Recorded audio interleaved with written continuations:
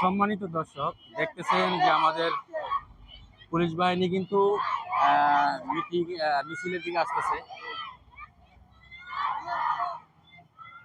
দেখি আমরা ওনারা কি সান্ত্বনা দেয় আমাদের যে ভাই বোনেরা আছে।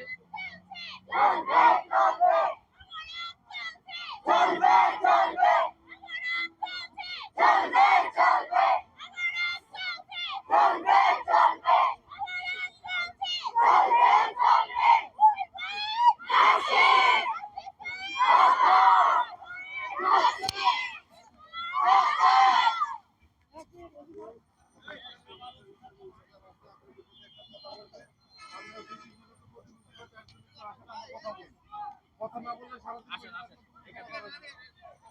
কথা বললে একটা সমাধান আসবে।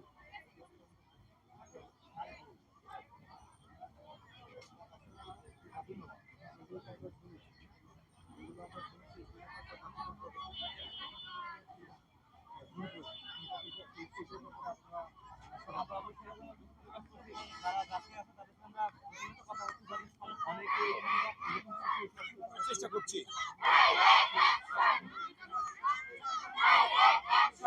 একটু অফ থাকেন।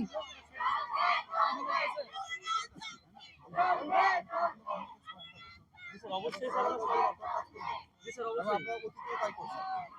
কিন্তু স্যার এই যে আমাদের কিছু কথা আছে স্যার, আমরা 3 দিন ধরে এটার মধ্যে কোনো কিছু আমরা স্যার পাইনি, ফলাফল কোনো কিছু আমাদের আসেনি স্যার। গতকালকে আমরা বসছি যাদের সাথে, তারা আমাদের রাতের বেলায় ফোন দিয়ে বলে আমরা চলবো, দেখি কি হয়। এরকম ভাবে স্যার যদি কথা বলে তো আমাদের নিরাপত্তা কোথায় স্যার?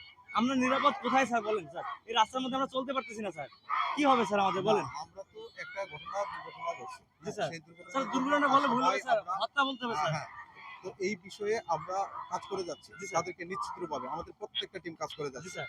বিভিন্নভাবে। জি স্যার। আপনি জানেন এবং আপনারা জানেন যে এই ব্যাপারে আমরা খুবই সদিচ্ছার কোনো অভাব নাই আমাদের। জি স্যার। এবং আমরা হাইওয়ে পুলিশ এবং অন্যান্য যে টিম ডিবি সবাই একত্রিত কাজ করছে। আমাদের উপর থেকে আমাদের সিনিয়র অথরিটির নির্দেশনা আছে।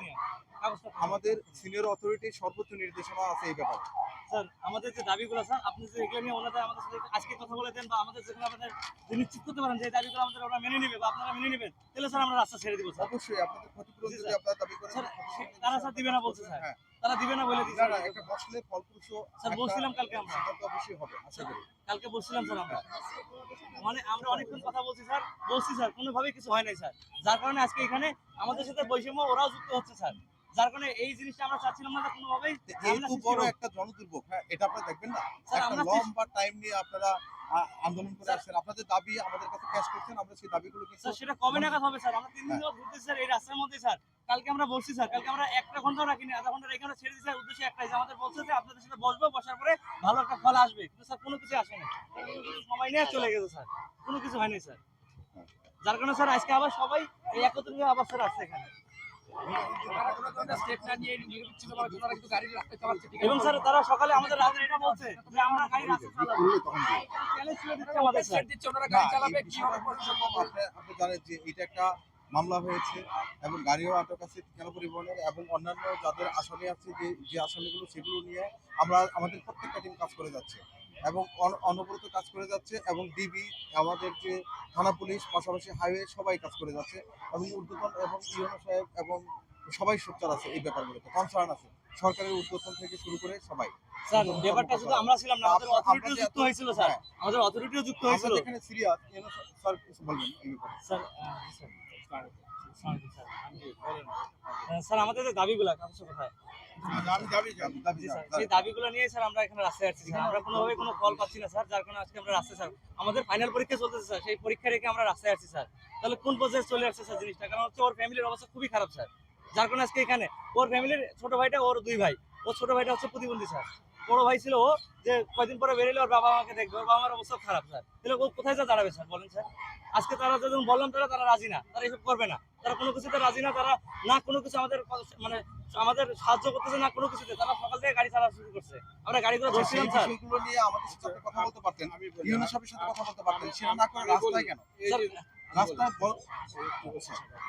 এই যে দাবিগুলো, মনে করেন আপনি ইউনোর জায়গায় অথবা আপনার বসের জায়গায়, আপনার পক্ষ থেকে কি কি করা আছে? জাস্ট আমরা তো ডিসকাস করতেছি, কোনো মৃত্যুই কাম্য না। যে মারা গেছে সে আমাদের বোন অথবা হলো যে, তাই না, আপনাদের সহপাঠী। এখন আমরা তো হলো যে আপনারাও শিক্ষিত, আমরাও লেখাপড়া করে আসি যারা আছে। এখানে আপনারা যারা পিছনে আমার পিছনে হাজার হাজার করে, জি স্যার। হাজার হাজার করে। এটা আপনারও কষ্ট পাচ্ছেন সেটা আমি জানি। তো এখন বলেন যে কোনটা কিভাবে সমাধান করা সম্ভব? স্যার আমাদের আমি just তিনটা জিনিস আমরা আমি বলতেছি আপনার কাছ থেকে আমি কোনো ডিসিশন চাচ্ছি না। মানে ডিসকাশন চাচ্ছি যে স্যার কিভাবে করলে ভালো হবে জি স্যার। এখানে আমার কথা হচ্ছে তিনটা শর্ত স্যার, যেখানে থেকে প্রথম তিনটা স্যার, যে প্রথম হচ্ছে খুনিকে ধরার বিষয়, যেটা 24 ঘন্টার মধ্যে আপনার কে ধরবে এটা? আইন স্যার। আইন। ওসি সাহেব আপনি ধরার জন্য সর্বোচ্চ চেষ্টা করে যাচ্ছেন স্যার। স্যার আমাদের কলেজ থেকে স্যার আমি এই অনুসারে আমি সজিব। স্যার আমাদের প্রথম তিনটা যে শর্ত ছিল তোমার নাম কি ভাই? মোহাম্মদ আরিফুল ইসলাম। শুরু করে বললাম। জি জি অবশ্যই, আপনি অনেক জুনিয়র স্যার। আরিফ, এখন হত্যার দায়ভার কি দায় ঠিকানা পরিবহন করে নিতে হবে। মামলা হয়েছে? মামলা আসামি হলে যে অ্যাজ আর্লি অ্যাজ পসিবল আমরা গ্রেফতারের চেষ্টা করে যাচ্ছি। গ্রেফতারে এবং এতে নিয়ে তো কোনোই নাই। ওসি সাহেবের তো পার্সোনাল করে এখানে না লাভ না নেই।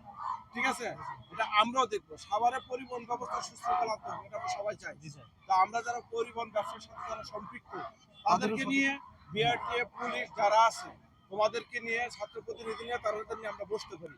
বসে কিভাবে একটা ওয়ে আউট বের করা যায় সেটা আমরা ডিসকাস করতে পারি। ভাই এটা এর বাইরে তো আমাদের কিছু নাই। ডিসকাস করে হাইওয়েতে যাতে তারা গাড়ি না রাখে সে কারণে আমরা আলোচনা করতে পারি। আমাদের একটা সমাধান দরকার। তারপরে কি নিহত প্রত্যেক পরিবারকে উপযুক্ত আর্থিক পরিমাণ দিতে হবে, এর সাথে আমি পুরোপুরি একমত।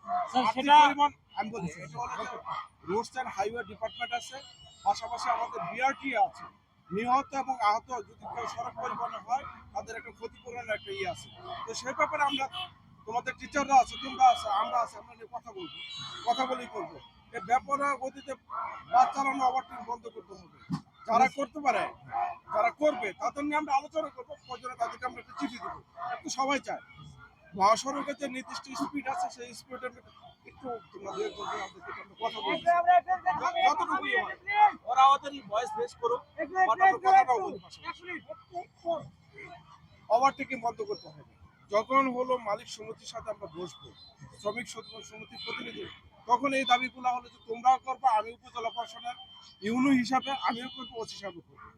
হ্যাঁ, তাই এখন কি সাভারের সকল দুর্ঘটনার জায়গায় স্পিড ব্রেকার দিতে হবে। স্পিড ব্রেকার দেওয়ার জন্য কিছু কিছু জায়গায় একটা রোডসান হাইওয়ে, রাস্তাটা কিন্তু রোডসান হাইওয়ে। আমি যেমন উপজেলা প্রশাসন আমার আলাদা একটা ডিপার্টমেন্ট, পুলিশের একটা ডিপার্টমেন্ট, রোডসান হাইওয়ে একটা ডিপার্টমেন্ট, এই যে স্যার আছে, স্যার ওই বিষয়টা জানে।